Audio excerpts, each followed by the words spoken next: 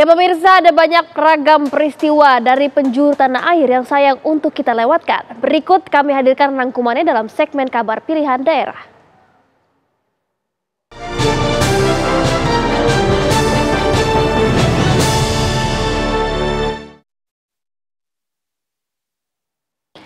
Ya pemirsa, di mana ada beberapa rekan-rekan kami yaitu Faraman Hila di Surabaya dan Wanasari di Medan. Kita akan mengambil informasi terlebih dahulu dari rekan Faraman Hila dan Wanasari. Mungkin kita akan mengambil dari Wanasari terlebih dahulu. Wanasari, ada informasi apa dari Biro Medan? Silakan. Selamat siang Fatimah dan pemirsa, kami awali kabar pilihan dari wilayah Pekanbaru.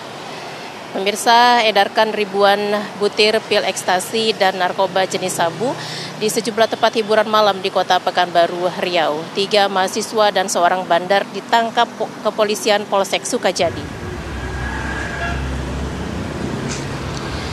Inilah rekaman saat pelaku berinisial RT yang diketahui sebagai bandar narkotika ditangkap oleh tim Opsnal Polsek Sukajadi di rumahnya di Jalan Lumba-Lumba, Kecamatan Bukit Raya, Kota Pekanbaru, Riau. Penangkapan berawal dari penyelidikan atas laporan masyarakat. 3 orang mahasiswa berinisial LH, RC, dan AN ditangkap terlebih dahulu saat akan melakukan transaksi di salah satu tempat hiburan malam di Pekanbaru. Hasil interogasi mengungkapkan para pelaku telah beroperasi selama 8 bulan terakhir dengan jaringan pemasok dari bandar RT alias TW yang saat ini masuk daftar pencarian orang atau DPO.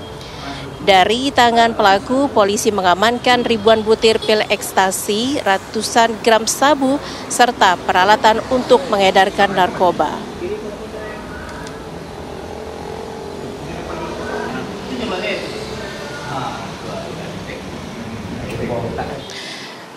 Ya, kita beralih ke kabar pilihan selanjutnya, pemirsa. Seorang nelayan yang menjadi korban kecelakaan antara kapal pompong dengan trol mini yang terjadi pada Selasa lalu, akhirnya jasadnya ditemukan oleh tim SAR gabungan.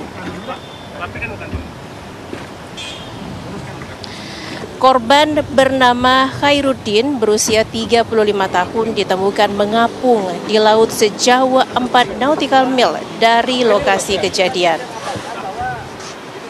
Korban sebelumnya dinyatakan hilang usai kapalnya ditabrak oleh kapal trol mini saat ia bersama temannya menjaring ikan.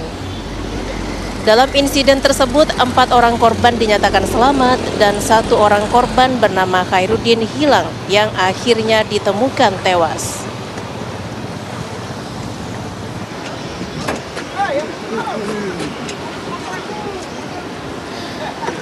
Baik Fatimah, itu tadi 2 kabar pilihan menarik dari wilayah Sumatera. Selanjutnya kami kembalikan ke Anda di studio. Baik, terima kasih Wanasari informasi dari TV One Biro Medan. Selanjutnya pemirsa, kita akan mengadu informasi di TV One Biro Surabaya. Sudah ada rekan Faraman Hila di sana. Farah, ada informasi apa? Silakan. Iya, Fatimah dan juga pemirsa, 2 informasi terbaru dari wilayah Jawa Timur. Kita awali dari wilayah Mojokerto. Pemirsa, sesosok mayat pria ditemukan mengapung di Sungai Ngotok, Kota Mojokerto, Jawa Timur. Saat itu, atlet dayung yang tengah melakukan pemanasan mencium bau bangkai. Namun ketika menoleh ke sisi kiri, terlihat mayat yang tersangkut akar pohon. Mayat pria ini kemudian dievakuasi ke atas tanggul sungai dengan menggunakan perahu. Ditemukan di dalam saku celana korban, dompet yang berisi kartu identitas bernama Agung Manunggale Pamungkas, asal Desa Tempuran, Kecamatan Soko, Kabupaten Mojokerto. Meski demikian, polisi masih belum bisa memastikan identitas korban, sebab kondisi mayat korban sudah membusuk. Seluruh badannya membengkak dan wajahnya tidak dapat dikenali.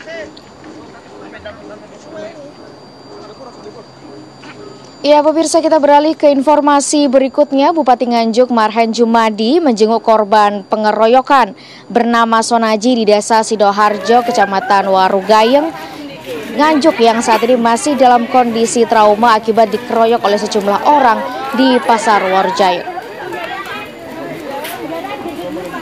Pemerintah kabupaten akan memastikan korban mendapat perawatan terbaik dan keadilan ditegakkan.